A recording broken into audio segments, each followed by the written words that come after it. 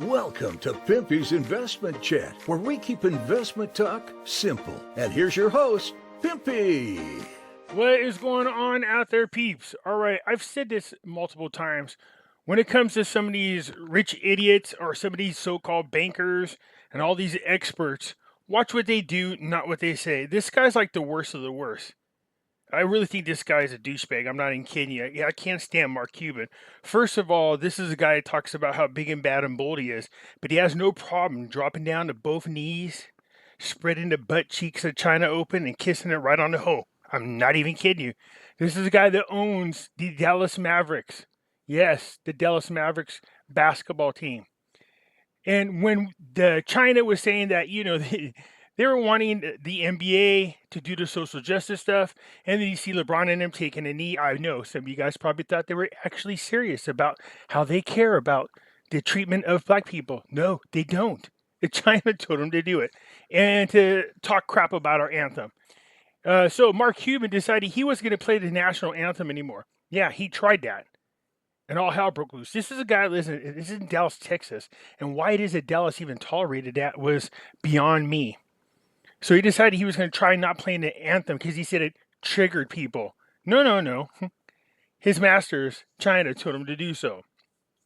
Anyways, it didn't go over very well. All hell broke loose. But, that's just one of my douchey story of this idiot. I can't stand this guy. But let's get back into finances. Sorry, that was personal rant. And I just can't stand it, man. I really can't. But you're going to see what I'm talking about. These people are two-faced. Before we get started, hit the thumbs up button, because when you do, it helps us get past the algorithm that YouTube puts on us and keeps us from being shadow banned. If you're not a subscriber, please do so, because when you do, it helps out the channel, and I surely do appreciate it. The disclaimer here is I'm not a financial advisor, a lawyer, or an accountant. The information that I share with you, I do freely. It is of my own opinion. Hey, folks, just a quick reminder that back in 2008 and 9, a lot of people lost all of their retirement savings in their 401ks and IRAs because they did not own gold and silver. Yeah, that's right. Gold and silver protects you from a market crash. So do yourself a favor, protect your retirement by purchasing gold and silver.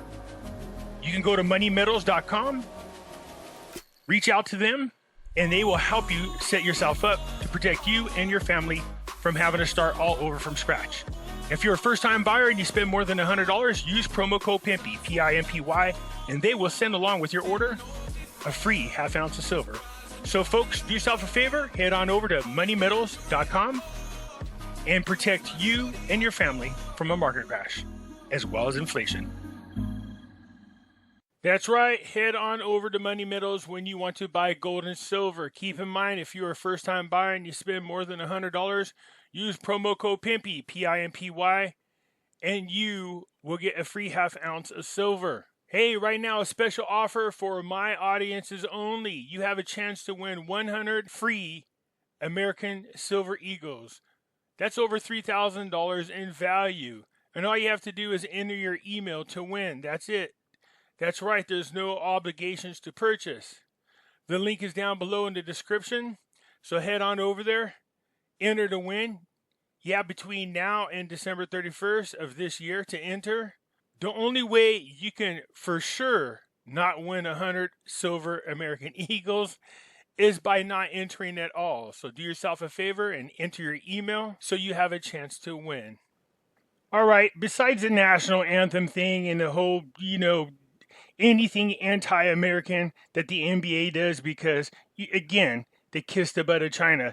Let's go into this interview. Now, this interview came out on August the 9th on Kitco in 2019, mind you.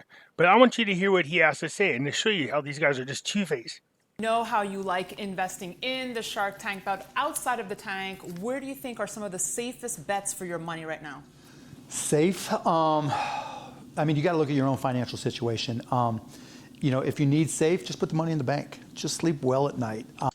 No, idiot. No, you don't. You want to know why? Because of bail-ins. That's why I don't put my money in there. If you think you can sleep well at night, why don't you go talk to the people over there in Cyprus? Yeah, they went to bed sleeping really well one night. When they woke up, they found that the government had confiscated all their money through the banks. They called it bail-in. There's really nothing wrong with that. But probably the best investment you can make is paying off your credit cards, paying off whatever debt you have. And the reason for that is whatever interest rate you have, it might be a student loan with a 7% interest rate. If you pay off that loan, you're making 7%. And so that's your immediate return, which is a lot safer than trying to pick a stock or trying to pick real estate or whatever it may be.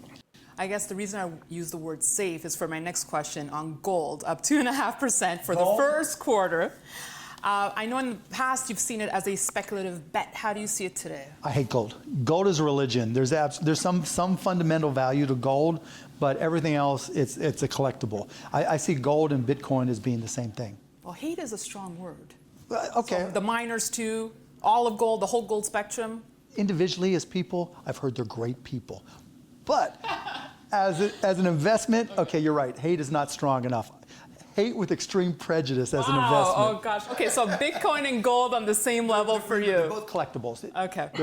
The value is based off of supply and demand. And the good news about Bitcoin is there's a finite supply that'll ever be created. And the bad news about gold is they'll keep on mining more. Well, Goldman Sachs says that we only have 20 years left of mineable gold.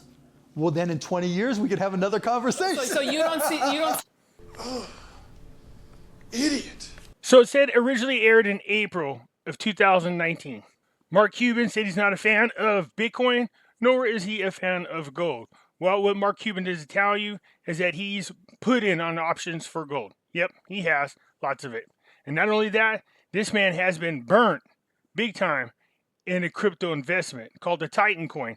He lost a lot of money. Then he was kind of sour on cryptos for a little bit. But guess who's come around? Mark Cuban, yeah. Elon Musk put Tesla and Bitcoin just to see what people would do. Mark Cuban says right here, we at Mavs will continue to accept Bitcoin, Ethereum, and Dogecoin because we know that replacing gold as a store of value will help the environment. Can you see where he's going with this? Where did he get that from? That's going to be the Great Reset. They're going to say, no, gold and silver is bad because it destroys the environment. Meanwhile, they buy tons of it. Shrinking big bank and coin usage will benefit society and the environment. Oh yeah? How is that? How are you going to save the environment? See, this is what drives me insane. This guy's such a hypocrite. What about the metal that goes all around your multiple cars? You know, that comes from somewhere. All the copper in there, all the silver that's in your car. What about all your planes there, Mark? They all use the same metals, but you want everybody else to get away from coinage, gold and silver? You freaking hypocrite. That's what I love about these guys, man. They all go to these environmental conferences and tell everybody what they should do as they all fly in on their personal jets. Yeah, okay, but this is what I'm talking about. He says that Bitcoin and gold are just collectibles, but the guy actually gets them. He approved for the Dallas Mavericks to accept Bitcoin, Ethereum, and Dogecoin as a way to pay for your tickets. Well, if he didn't think there was any value in it, then what the heck is he accepting it for? This kind of stuff drives me insane. This is what I'm talking about. They will do everything they can to steer the average Joe and Joan away from sound money. They'll badmouth it, they'll bash it, and then turn around and you find out that they have it. Do you understand why these kind of people make me sick? Yep, here we go. Mark Cuban on his cryptocurrency portfolio. I own a lot of Ethereum because I think it's the closest to true currency. Well, wait a minute there. You have to mine these coins. What about the environment there, Marky Poo? That's destroying the environment. It's using up a ton of electricity to use the mining equipment. Are you trying to save the world from gold and silver mining, but you use up a lot of energy mining cryptocurrencies? Do you see the hypocrisy from these guys? Seriously. So it goes like this. Currently, his portfolio allocation is broken down as 60% Bitcoin, you know, the collectible, 30% Ethereum, 10% of mix of other ones. Yeah, you know, he's one of those people that just get under my nerves. Ever since I saw that he was trying to stop the national anthem from being played, I already thought he was an arrogant prick anyways. And I didn't think too much of him. It became worse when I found out that he was trying to stop playing the national anthem with the Dallas Mavericks and then try to push the NBA to do the same thing. Now, if that's not kissing the butt of China, I don't know what is. This guy's just two-faced, he's a hypocrite, but that's how they are. These rich people do everything they can to manipulate the market so that the low person on a totem pole gets screwed over and them guys get rich. So they tell you not to get into cryptocurrencies, they tell you not to buy gold or silver, when this guy owns a bunch of both. He hates it so much that he has to have it. So more to the point, besides my obvious dislike of Mark Cuban, is this. A lot of people really pay attention to their tweets, their interviews, to hear what they have to say. What you notice is that those individuals who are rich, they can make really sloppy decisions in investments because they can afford to do that. Meanwhile, their advice to people is what? To steer away from sound money? Is that his advice? Keep your money in the bank and you sleep well at night? He's obviously never heard whatever happened over there. Now, JP Morgan saying that most likely gold is going to be all mined out within 20 years. You can't even really trust what JP Morgan is saying. They're a bunch of crooks and criminals too. But if that's the case for those of us who hold on to gold, you can only imagine where the value is going to go to. This is more to the point that, look, they say one thing, but they do the other. So don't pay attention to what they say. I mean, hear what people have to say, don't get me wrong. But just, take everything they say with a grain of salt. Just because you notice a lot of these rich people and these bankers really do what they can to steer people away from sound money. Anyways, it was just irritating me because I heard his interview. And then I already knew about all his other things. His investment into Titan crypto, his investment into gold, and his investment into cryptocurrencies. Now, here's the funny thing. In 2018, Mark Cuban was worth $3.9 billion.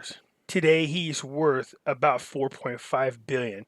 That's an increase of about 600, it's about, around 15%. 15%. So he's, since 2018 to today, he's increased his wealth by 15%. And at the same time period, gold is up almost 17%, and Bitcoin is up well over 400% of its value around the same time he did this interview. So do you really want to take financial advice from a guy like him? Yes, I know, I can hear it already. He's a billionaire though, Pimpy. Yes, because he sold companies.